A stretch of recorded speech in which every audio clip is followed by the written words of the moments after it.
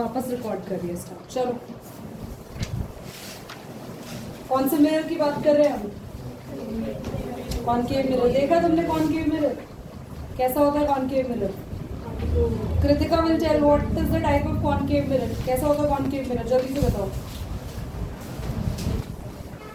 जल्दी बोलो। बेंट इन की तरफ से शाइनी होता है या बेंट आउट की तरफ से रिफ्लेक्शन देता है?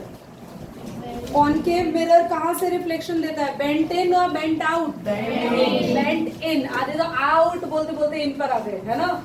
और फटाफट से हमारे पास इसके कुछ रूल्स हैं। पहली बात, रूल्स क्यों पढ़ने हैं, ध्यान से सुनना आप सभी बच्चों। मैं आपको सिखाने वाली हूँ रे डायग्राम। क्या हंशिका? रे डायग्राम। रे डायग्राम में मैंने कहा था ना, मिरर के आगे हम अलग अलग कैंडल्स रख के देखेंगे, आगे फिर थोड़ा और आगे, थोड़ा और आगे। हम देखेंगे कि मिरर में इमेज कहाँ बन रही है, और उसके लिए कुछ रूल्स है। Meenakshi, where is Rohit?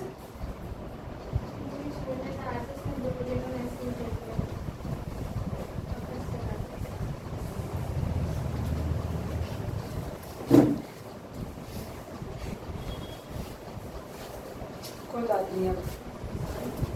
मीनाक्षी, रोहित नेगी की क्लास तुम ले लो आज,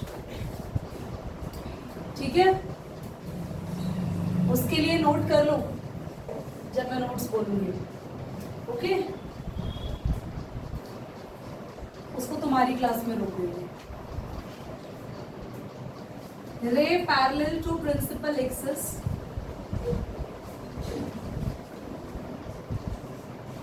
ध्यान से देखना बच्चों। कोई भी रे अगर कॉनकेव मिरर में ऐसे आ रही है प्रिंसिपल एक्सिस से पैरेलल, तो मिरर से टकराने के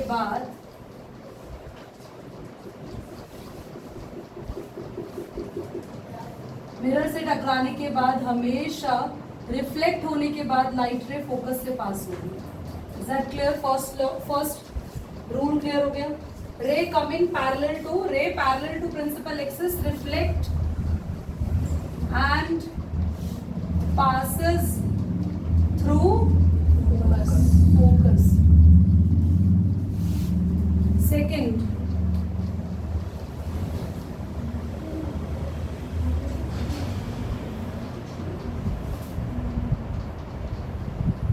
अगर रे ऑफ लाइट फोकस से आ रही है,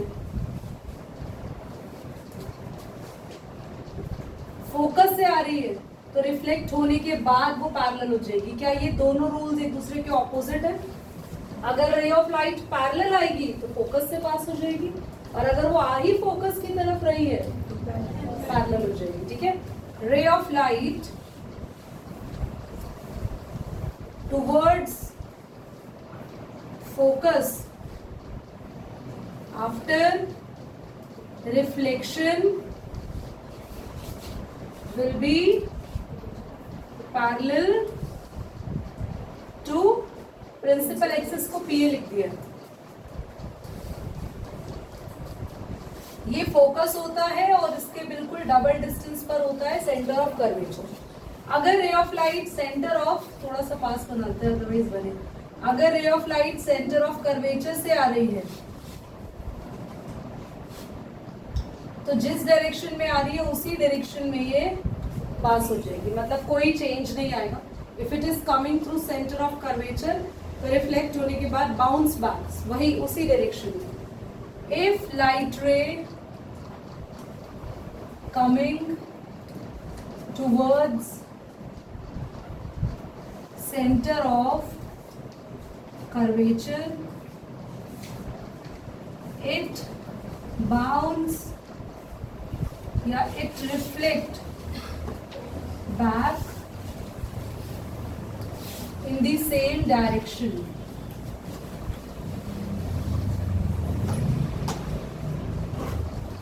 ठीक है? एक लास्ट रूल और है, that is third one. Last है, अगर रे ऑफ लाइट पोल पर आ रही है तो जिस एंगल से आ रही है, जिस एंगल से आए है बेटा, जिस एंगल से आ रही है उसी एंगल से क्या होगा?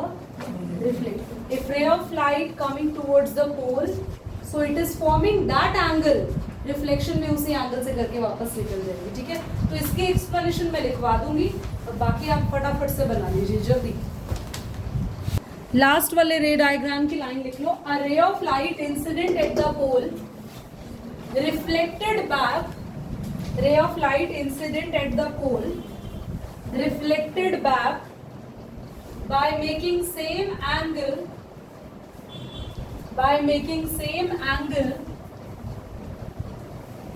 from the pole, by making same angle from the pole with the principal axis.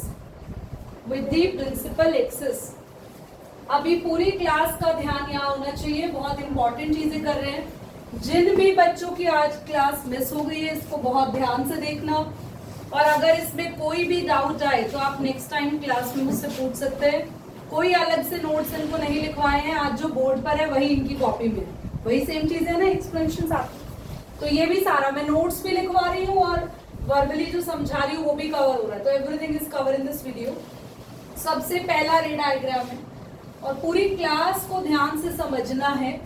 सबसे पहले रे डायग्राम के अंदर हम लोग क्या बना रहे हैं, हमने एक कॉनकेव मिरर लिया और जो हमारा ऑब्जेक्ट है ना वो फोकस और पोल के बीच में होगा. मेरी एक बात ध्यान से सुनना आप सभी बच्चों, हमारा ऑब्जेक्ट धीरे धीरे दूर जाता जाएगा. हम ऑब्जेक्ट को यहां से शुरू करेंगे, फिर फोकस पे लाएंगे, फिर फोकस और सी के बीच में रखेंगे, फिर ऑब्जेक्ट को सी पे रखेंगे, फिर सी से दूर करेंगे, फिर इंफिनिटी पे पहुंचा देंगे.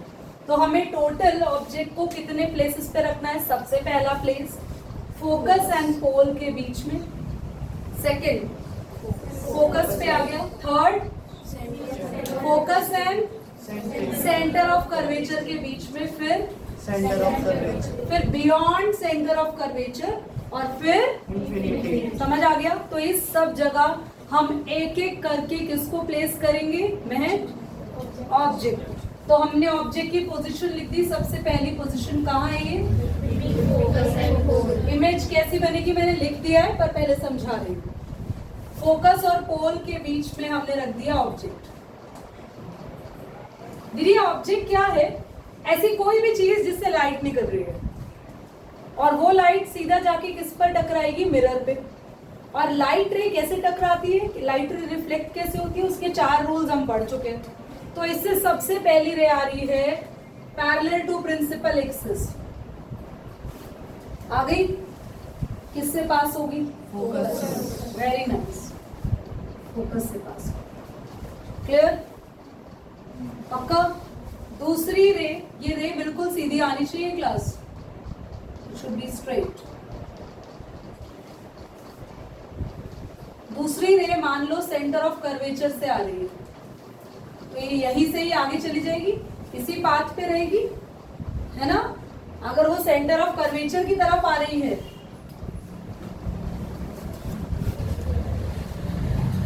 ये दोनों रेस जहां मिलेंगी वहां इमेज बनती है. पर बच्चों ये एक ऐसा रे डायग्राम है, जितेश ध्यान से समझना,